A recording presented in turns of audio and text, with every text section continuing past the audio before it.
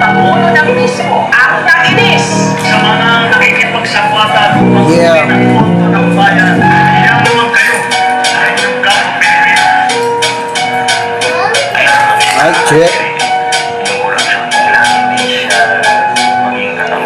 Gibain na ang palasyo, niloloko na lang tayo. Kahit sino ang iboto, lalangawin lamang tayo. Ganyan ang mga salot, gumagamit ng talino, nag-aagawan sa trono ang mga pabibo. Lahat na lang ng tao, ginagawa ng bobo. Kaya sa susunod, wag na tayong bumoto. Pag sila ang nasa taas, lalo pang lumalakas. At pag tayo ang lumaban, bayad nila ang batas.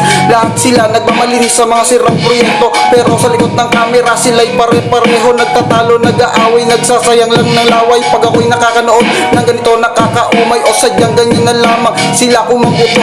Kunyari nag-aaway, yung pala magkakasabot. Ha ha ha, nakakatawa pag sila'y aking nakikita. Lahat sila bida-bida doon sa social media.